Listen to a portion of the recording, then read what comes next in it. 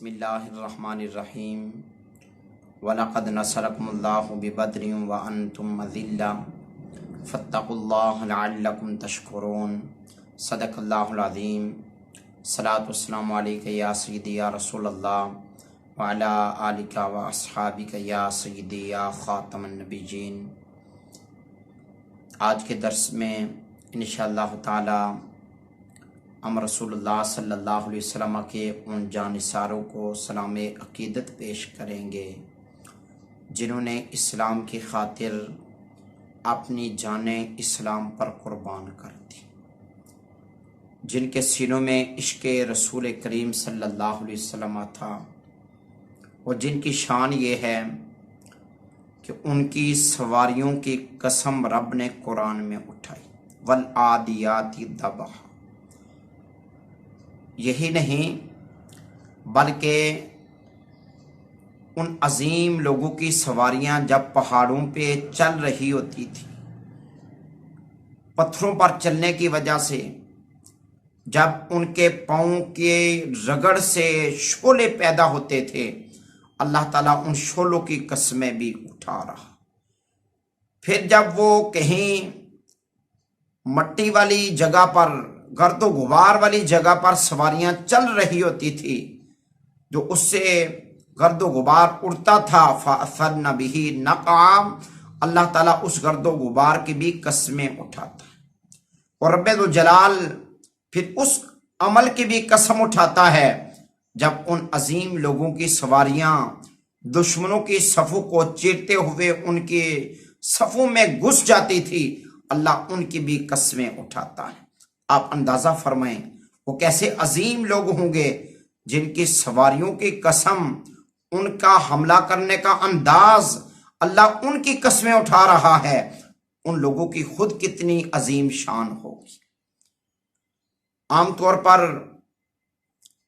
انسان اپنا مال دینے کے لیے بھی تیار ہو جاتا ہے، انسان اپنا وطن چھوڑنے کے لیے بھی تیار ہو جاتا ہے، انسان اپنی اولاد دینے کے لیے بھی تیار ہو جاتا ہے، لیکن جان دینے سے انسان اکثر اوقات گریز کرتا ہے۔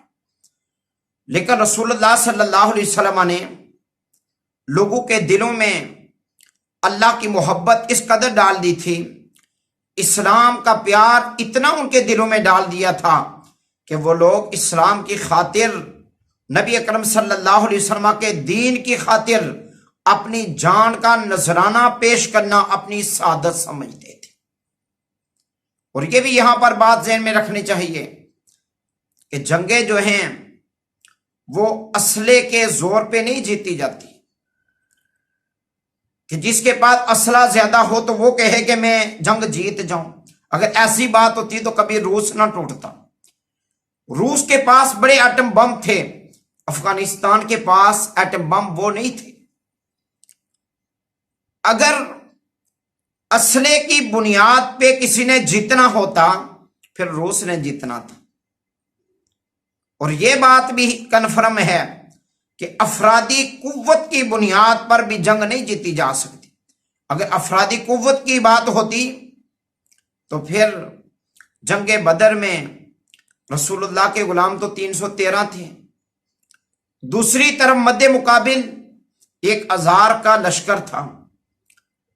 اگر افرادی تعداد کے اعتبار سے زیادتی جو ہے یہ جنگ کی جیت کا سبب بنتی، ابو جہل نے جیت جانا تھا، لیکن وہاں پر رسول اللہ کے غلام جیتے۔ کس وجہ سے؟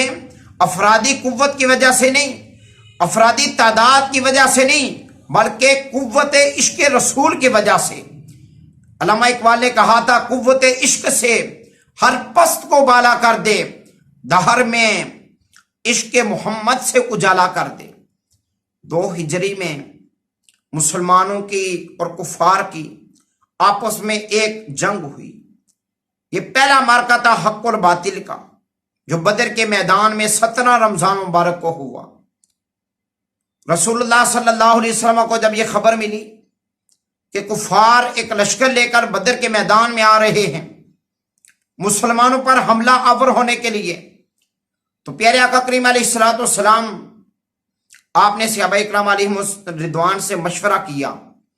حضرت صدیق اکبر رضی اللہ تعالیٰ عنہ اور جناب فاروق اعظم رضی اللہ تعالیٰ عنہ عرض کرنے لگے یا رسول اللہ صلی اللہ علیہ وسلم ہم حاضر ہیں، جس طرح سرکار آپ فرمائیں گے ہم اس طرح کریں گے. آقا علیہ السلام بار بار فرما رہے تھے مجھے کچھ مشورہ دو. جب 3 مرتبہ سرکار نے یہ فرمایا تو بار بار حضرت فاروق اعظم اور جناب صدیق اکبر کھڑے ہو کے عرض کر رہے تھے یا رسول اللہ جس طرح آپ کا حکم ہوگا. پیارے آقا علیہ السلام نے فرمایا آپ نے تو میری خاطر مکہ بھی چھوڑا، اپنا وطن چھوڑا، اپنا مال قربان کیا، سب کچھ قربان کر دیا ہے. تو صحابہ اکرام علیہم رضوان میں سے حضرت سعد بن عبادہ کھڑے ہوئے، انصار صحابہ اکرام میں سے، عرض کرنے لگے یا رسول اللہ صلی اللہ علیہ وسلم شاید آپ کا اشارہ انصار کی طرف ہے. آقا علیہ السلام نے فرمایا ہاں انصار کی طرف میرا اشارہ ہے، آپ مشورہ دیں ہمیں کیا کرنا چاہیے، مدینہ شریف کے اندر رہ کر ہمیں اپنا دفاع کرنا چاہیے یا باہر جانا چاہیے. حضرت سعد بن عبادہ نے کیا عرض کی یا رسول اللہ صلی اللہ علیہ وسلم ہم آپ کے غلام ہیں، حضور ہم نے آپ کا کلمہ پڑھ لیا ہے، اگر حضور آپ ہمیں فرما دیں کہ ہم سمندر میں کود جائیں تو یا رسول اللہ سمندر میں کود جائیں گے، چھلانگیں لگا دیں گے، لیکن آپ سے یہ نہیں پوچھیں گے حکم کیوں دیا ہے.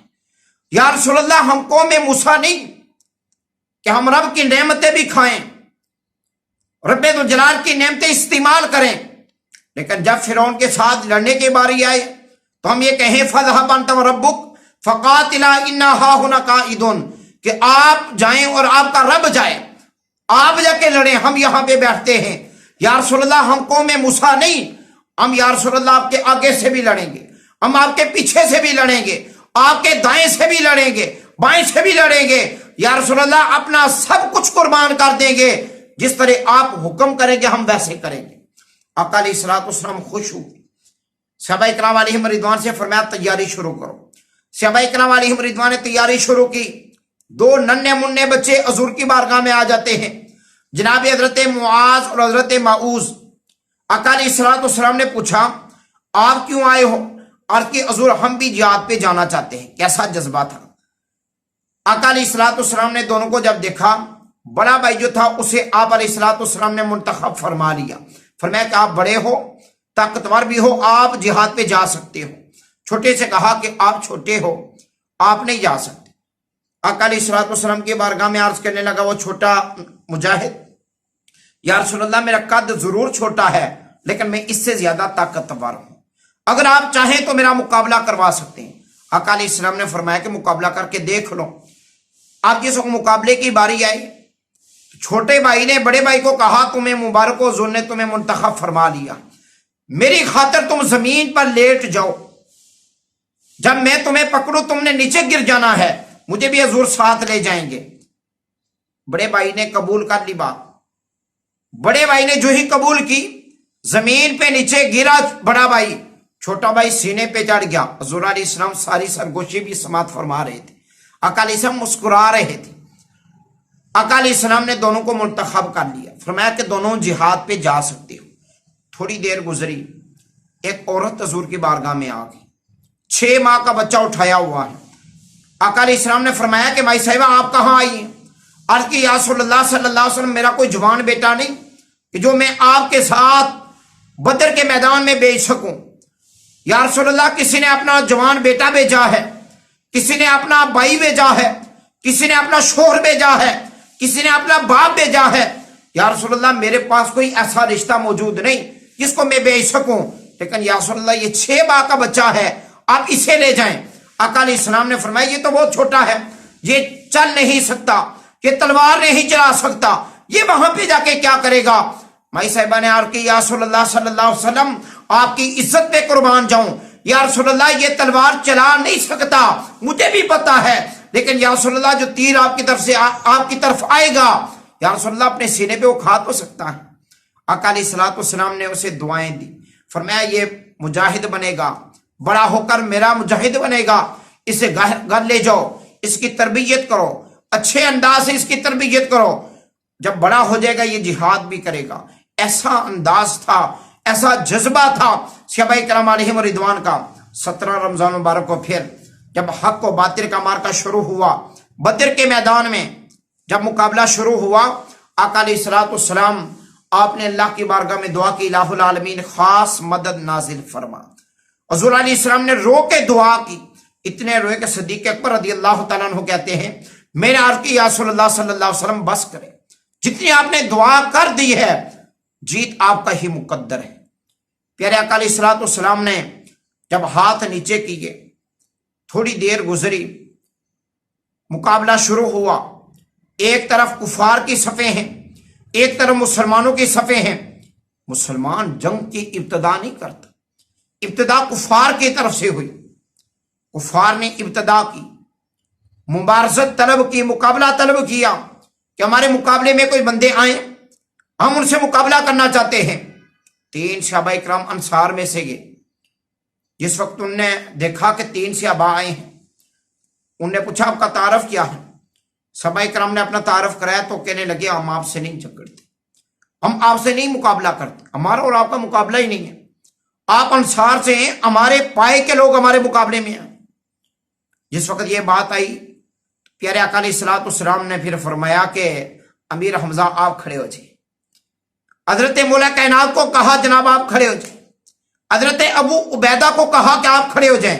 جب یہ تینوں شیر، اللہ کے شیر میدان میں اترے، کفار کہنے لگے اب ہمارے مقابلے کے بندے آئے، ہم ان سے مقابلہ کریں گے، ان سے جنگ کریں گے۔ جب مقابلہ شروع ہوا، ابھی چند لمحے بھی نہ گزرے تھے کہ اللہ کے فضل سے کفار کے تینوں جو بدبخت لوگ تھے جو مقابلے میں آئے تھے، ان تینوں کو صحابہ کرام علیہم رضوان نے وصر جہنم کر دیا۔ ایک کو جناب حضرت امیر حمزہ رضی اللہ تعالیٰ عنہ آپ نے وصر جہنم کیا، 2 کو جناب حضرت مولا کائنات شیر خدا علی المرتضیٰ رضی اللہ تعالیٰ عنہ آپ نے وصر جہنم کیا۔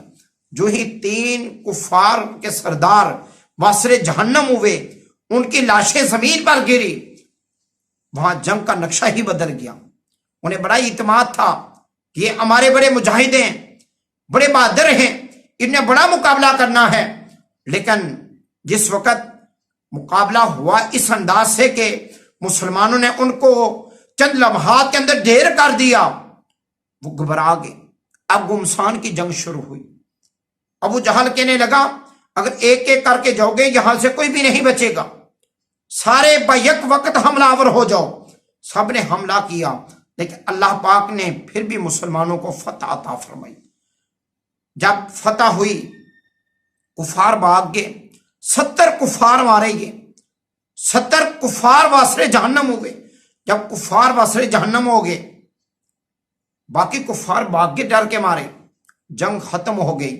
صحابہ کرام علیہم رضوان نے یہ نہیں کہ وہاں پہ کوئی تکبر کیا یا وہاں پہ کوئی جشن منایا، بلکہ جشن اس انداز سے منایا کہ اللہ کی بارگاہ میں سجدہ ریز ہو گئی، اللہ کا شکر ادا کیا کہ اللہ تعالیٰ نے ان کی مدد فرمائی۔ 17 رمضان مبارک کو شہدائے بدر کا یہ اہم دن ہے۔